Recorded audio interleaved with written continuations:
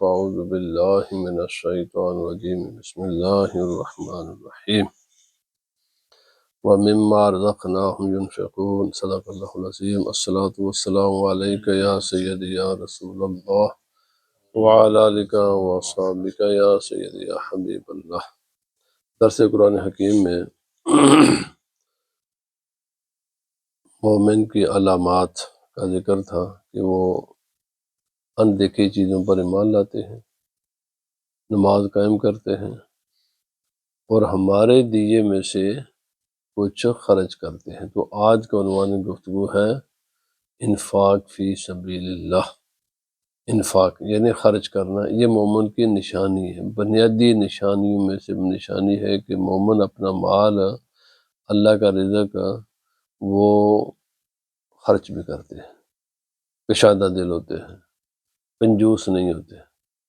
سخی ہوتے ہیں۔ تو سب سے پہلے تو یہ بات یہاں پر سمجھنے کی ضرورت ہے کہ رزق کہتی کس کو ہے،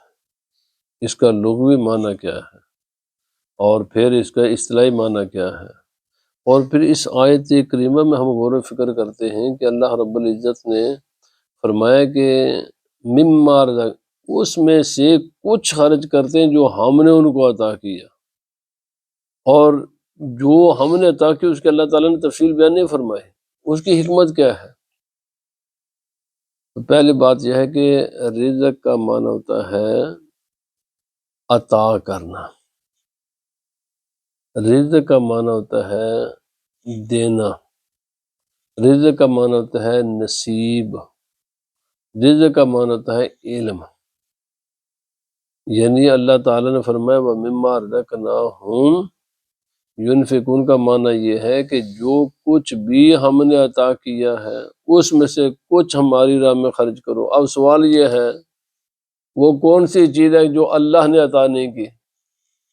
زندگی بھی خدا نے عطا کی ہے، صحت بھی خدا نے عطا کی ہے، زبان، آنکھیں، کان، ہاتھ، پاؤں، کھانے پینے کی نعمتیں، یہ روشنی، یہ پانی، یہ زمین، یہ مکان، یہ ساری چیزیں اللہ ہی نے تو عطا کی ہیں۔ تو اس کا معنی یہ ہوا کہ اللہ پاک نے فرمایا جو کچھ بھی ہم نے تمہیں دیا ہے نا، وہ سارے کا سارا تمہارا نہیں ہے، اس میں کچھ حصہ دوسروں کا بھی ہے۔ مقصد زندگی دی ہے تو یہ زندگی کا کچھ حصہ خدا کے راہ میں گزارو،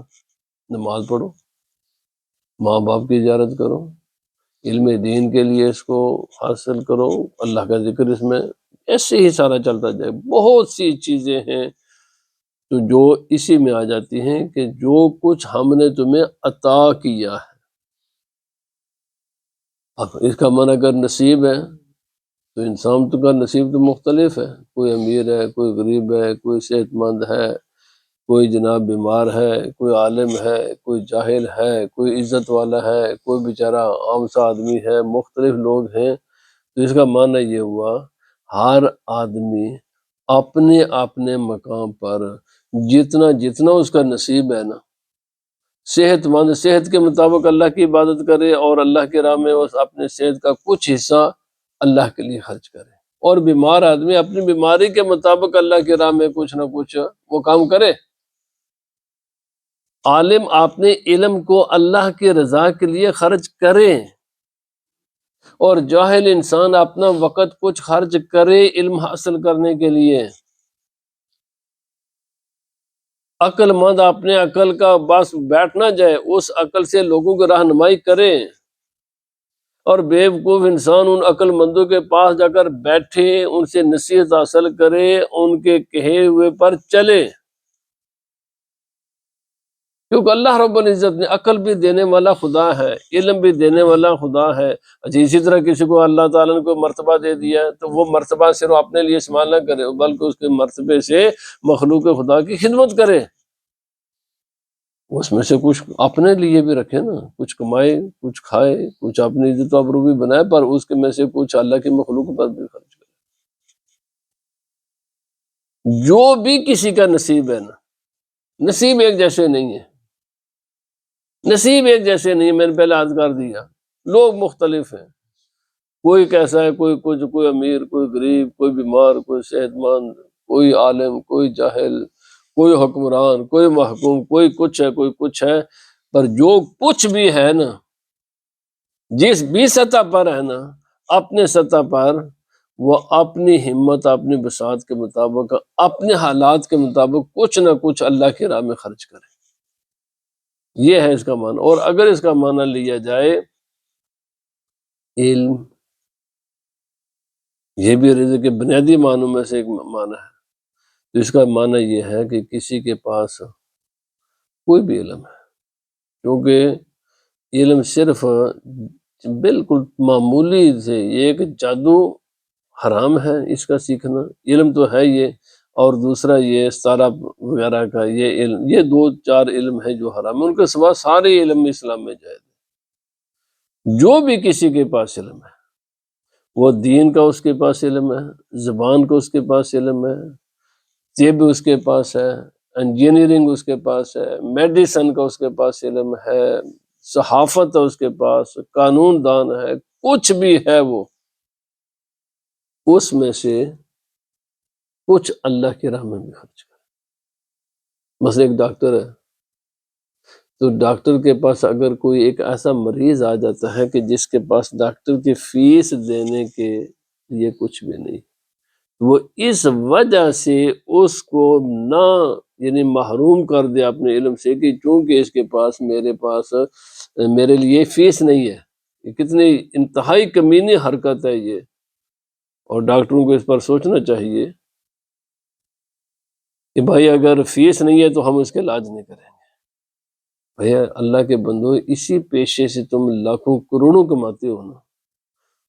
کتنے تمہاری زندگی میں لوگ آ جائیں گے جن کے پاس فیس نہیں ہوگی، وہ 1% بھی نہیں ہوں گے، تو چلو اگر 1% بھی ہو جائے تو ان کا اگر فری علاج کر دیں تو آسمان ٹوٹ جائے گا۔ اسی طرح تعلیمی ادارے ہیں،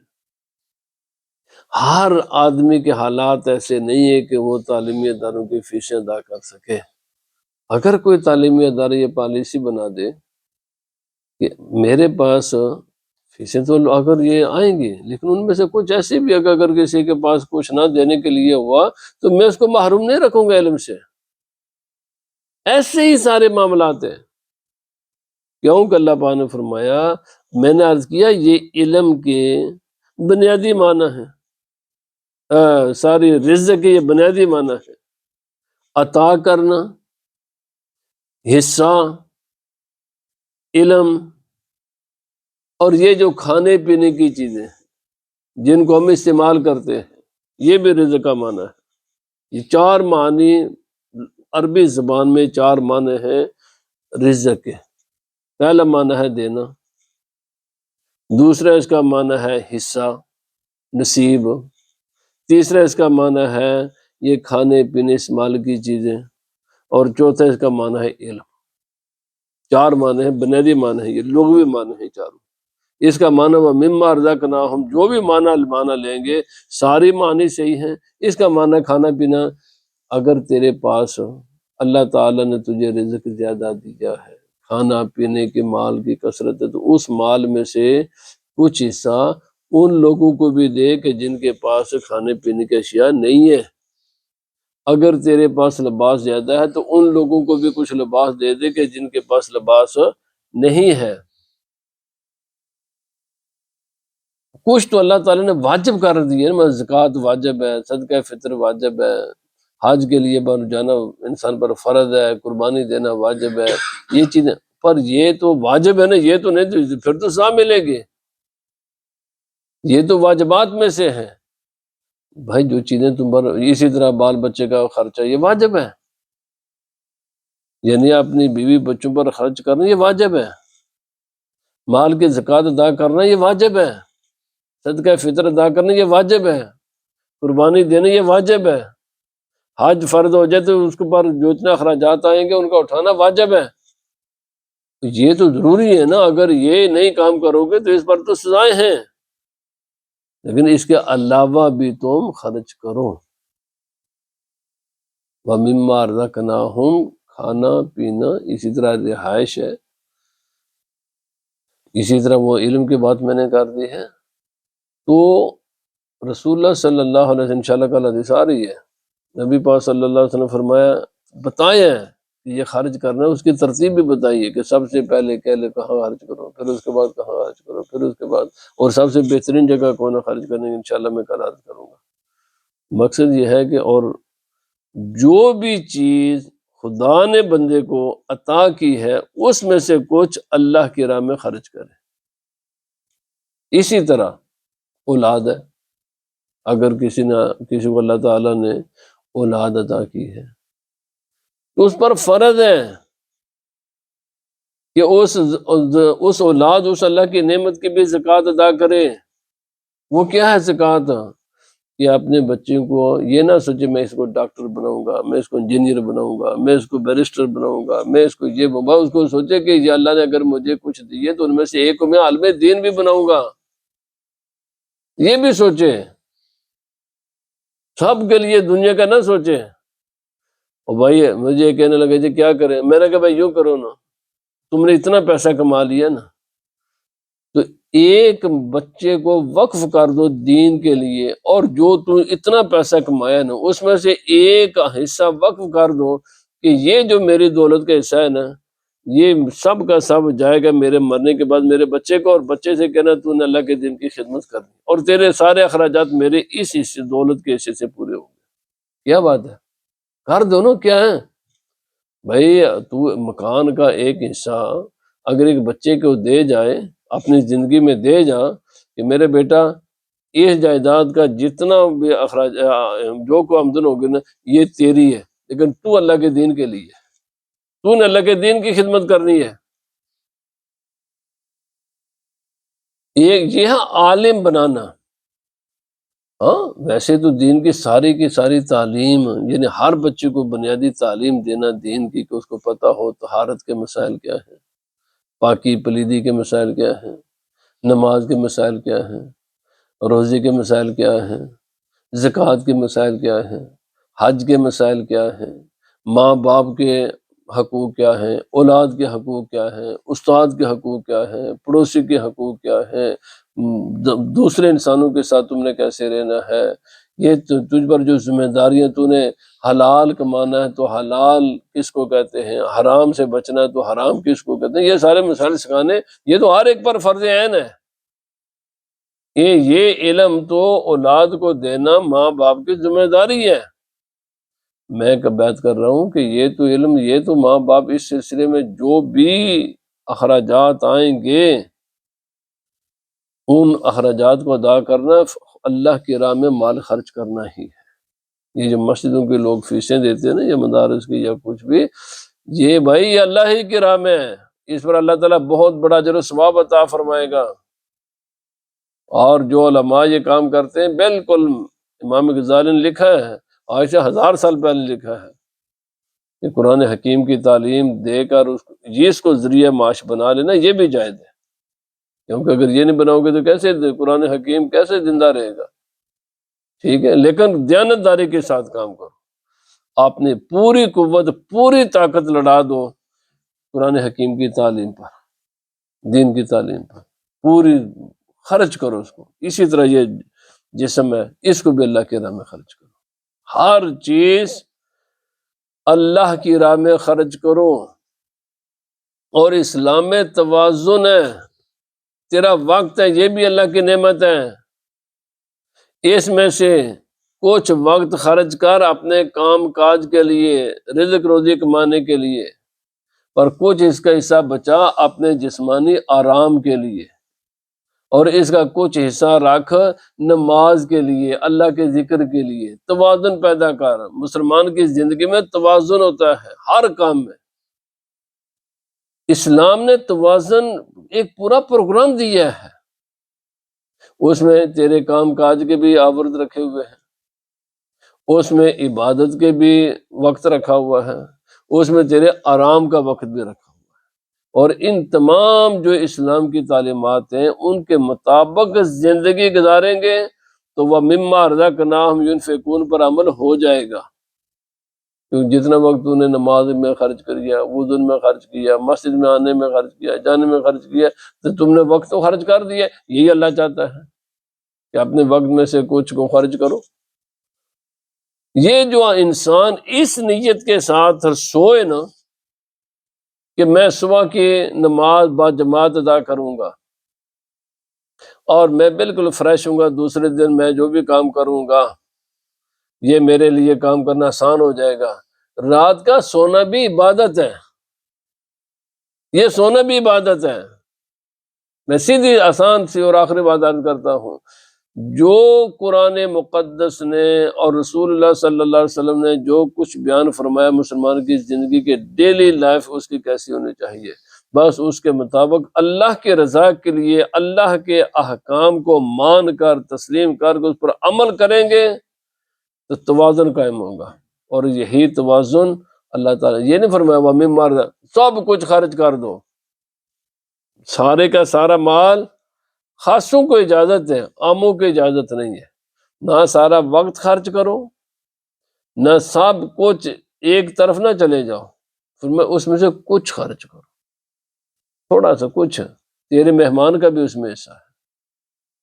تیرے رشتہ داروں کا بھی اس میں حصہ ہے، تیری فیملی کا بھی ہے، غریب مسکین محتاج معذوروں کا بھی اس میں حصہ ہے۔ ہر ایک کا حصہ ادا کرو، بس ہر ایک کا حصہ،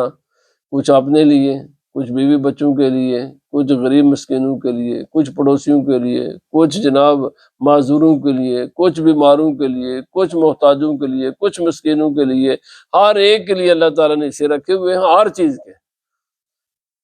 وہ اپنا ہر ایک کا حصہ دیتے رہو۔ الحمدللہ اگر مسلمان اسلام کے نظام زندگی کو سمجھیں،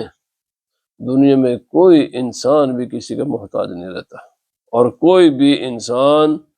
ایسا نہیں ہے کہ جسے زندگی کی خوشیاں نصیب نہ ہوں، اور کوئی بھی ایسا نہیں ہے کہ معاشرے میں تفاوت قائم ہو جائے۔ بس سمجھنے کی ضرورت ہے قرآن حکیم کے ان الفاظ کو، وَمِمَّا رَزَقْنَاهُمْ يُنْفِقُونَ، ہم نے جو کچھ ان کو فرمایا دیا ہے اس میں سے کچھ خرچ کرے، سب کچھ نہیں، کچھ۔ اللہ تعالی ہمیں ان چیزوں کو سمجھنے کی توفیق عطا فرمائے۔ وہ میں نے عرض کر دیا کیا دیا ہے، اس کو اللہ تعالیٰ نے بیان ہی نہیں فرمایا، اس لیے اگر ایک چیز بیان ہو جاتی تو باقی چیزیں خارج ہو جاتی، حالانکہ ہر چیز اللہ ہی نے عطا کی۔ تو اس کا معنی یہ ہے کہ ہر ایک میں سے کچھ نہ کچھ خرچنا ہے،